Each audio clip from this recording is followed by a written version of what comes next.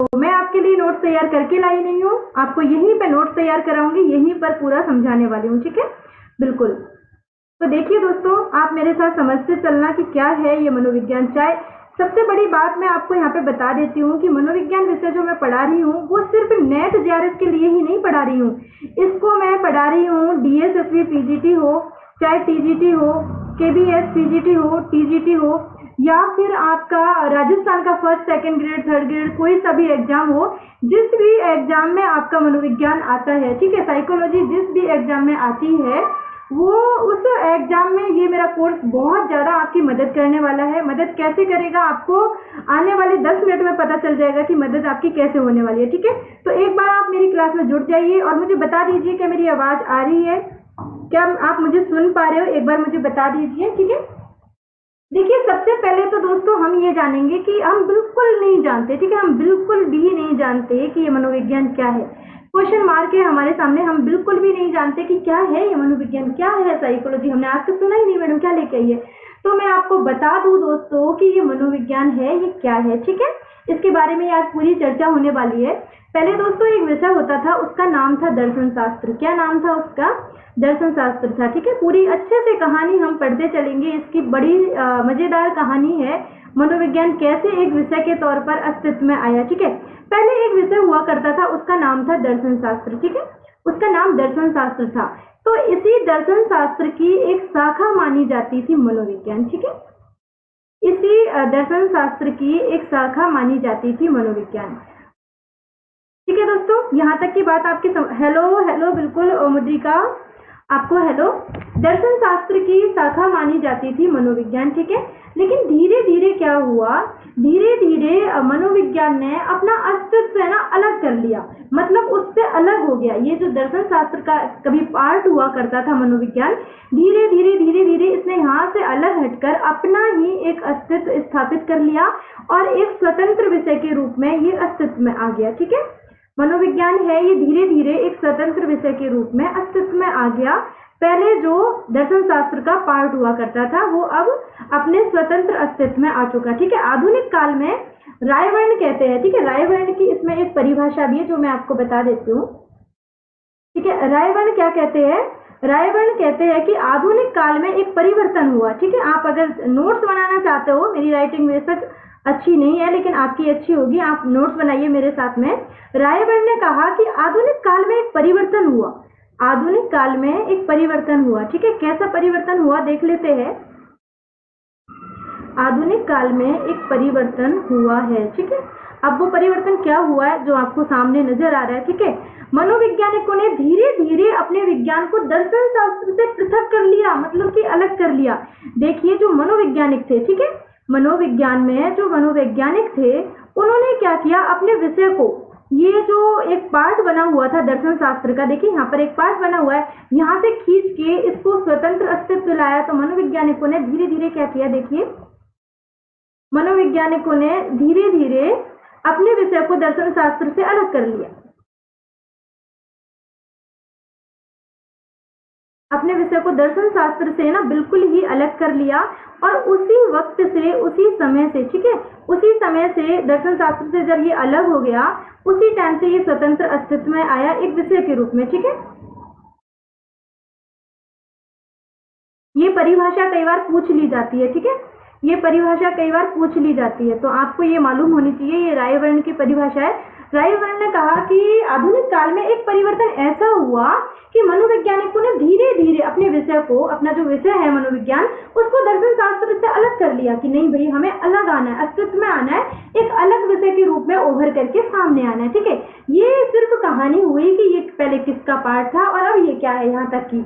लेकिन दोस्तों आगे की कहानी बड़ी मजेदार है, बड़ी लंबी कहानी है, बड़ी अच्छी कहानी है। एक बार आप मेरे साथ जुड़ते चलिए, आपको पूरी कहानी से जोड़ती चलूंगी मैं धीरे धीरे, ठीक है। देखिए पहले ये दर्शन शास्त्र का एक भाग था, ठीक है, एक शाखा के रूप में काम करता था।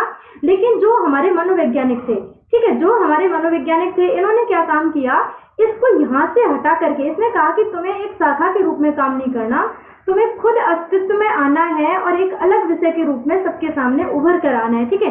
तो ये मनोविज्ञान को उभार करके लाए सभी के सामने, अस्तित्व को इसके को उभार के सामने ले आए थे। ठीक है, अब देखिए, ठीक है, ये आकर के और अलग रूप में आ गया। लेकिन अब दोस्तों आपको ये भी मालूम होना चाहिए कि ये जो मनोविज्ञान हमें सामने दिखाई दे रहा है, साइकोलॉजी जो हमें दिख रहा है यहाँ पे, इसका मतलब क्या है। ठीक है, इंग्लिश में इसको आप साइकोलॉजी बोलते हो, हिंदी में आप इसको मनोविज्ञान बोलते हो। लेकिन सबसे पहले आपको इस शब्द का अर्थ मालूम होना चाहिए कि आखिरकार क्या है ये मनोविज्ञान। ठीक है, इसका अर्थ हम जान लेते हैं एक बार।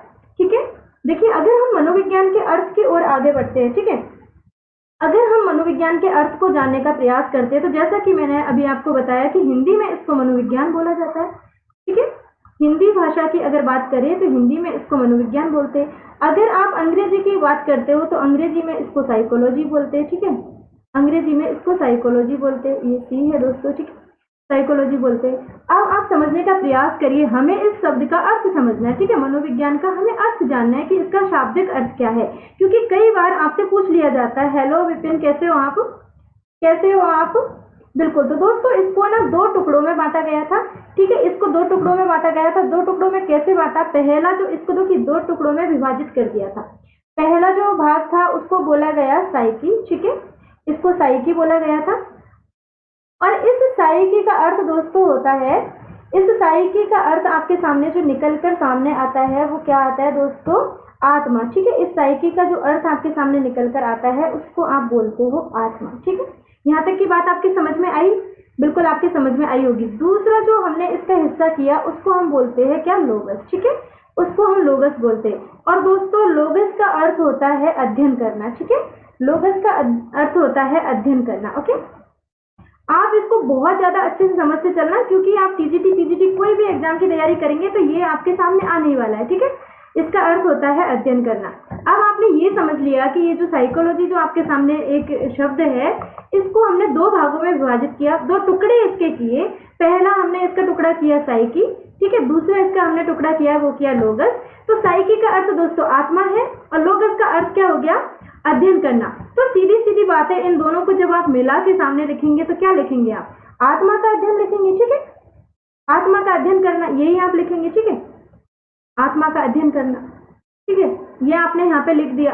अब दोस्तों आपको एक चीज और यहाँ पे बहुत महत्वपूर्ण है जो कि जाननी है, वहां से हमेशा क्वेश्चन बनता है। ठीक है, आपसे ये पूछा जाएगा कि ये जो हमने दो भागों में इसको विभाजित किया है ना, साइकी और लोगिस, ये कौन सी भाषा से, कौन सी भाषा में इसको हमने किया है। ठीक है, कौन सी भाषा के शब्द है ये साइकी और लोगस, तो ये आपको हमेशा याद रखनी है। ठीक है, कई बार आपको क्वेश्चन में क्या दिखाई देगा, लैटिन दिखाई देगा। ठीक है, कई बार आपको ग्रीक दिखाई देगा। ठीक है, कई बार आपको यूनानी दिखाई देगा।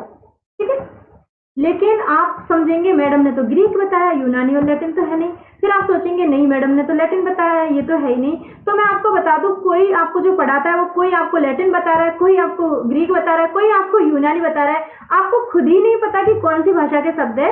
तो मैं आपको बता दूं दोस्तों, इन तीनों में से कोई सा भी ऑप्शन में आपको दिखाई देना, तो देखिए तीनों एक साथ आपको आएंगे नहीं। ठीक है, या तो लैटिन और ग्रीक ही पूछा जाता है, यूनानी तो आता ही नहीं है, बहुत कम आता है। लैटिन और ग्रीक में से एक ऑप्शन में आता है, तो आपको इन दोनों में से एक करना है, दोनों एक साथ नहीं आएंगे। ठीक है, आपसे हमेशा पूछा जाता है कि साइकी और लोगस है ये कौन से भाषा के शब्द है, तो आपको लैटिन और ग्रीक में से एक ऑप्शन में दिखेगा, तो आपको ये कर देना है। ठीक है, यहाँ तक की बात आपके समझ में आई होगी।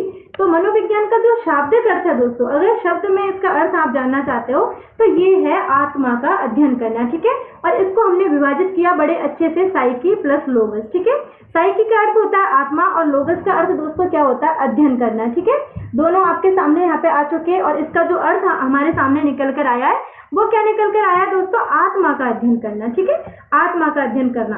और प्राचीन काल में क्या होता था, जो पुराना टाइम था ना, उस टाइम पे आत्मा वगैरह की बात को ना बड़ा ज्यादा माना जाता था, बहुत ज्यादा इसको महत्व दिया जाता था। तो सबसे पहली बात, अब देखिए हम क्या पढ़ रहे, हम यहाँ पे ये पढ़ रहे कि हमारा मनोविज्ञान है। ठीक है, हमारा मनोविज्ञान जो है वो किस तरीके से अस्तित्व में आया। ठीक है, उसकी उत्पत्ति कैसे हुई। ठीक है, उसकी उत्पत्ति कैसे हुई, मनोविज्ञान की उत्पत्ति आप यहाँ पे इसको नाम दे सकते हो, या फिर ये कैसे अस्तित्व में आया ये आप नाम दे सकते हो। तो यहाँ पर जो पहला नाम मनोविज्ञान का निकला वो ये निकला दोस्तों, आत्मा का विज्ञान। क्या निकला, आत्मा का विज्ञान नाम निकल के सामने आया, क्योंकि देखो आपको यहाँ पे अर्थ सामने दिख रहा है, आत्मा का अध्ययन। तो पहला इसका जो नाम निकलकर हमारे सामने आया वो है आत्मा का विज्ञान। ठीक है, बहुत इंपॉर्टेंट है, कोई आपको इससे विस्तार से इतने अच्छे से आपको ये समझाने वाला नहीं है, ठीक है। तो आप इसको समझते चलिए। बिल्कुल डॉक्टर विपिन, प्रीति गुप्ता, बिल्कुल गुड इवनिंग जी, कैसी हो आप? बिल्कुल आप क्लास को शेयर कर दीजिए ताकि ज़्यादा से ज़्यादा लोग हमारी क्लास में जुड़ सके। विपिन और आप सभी क्लास को शेयर कर दीजिए, ठीक है।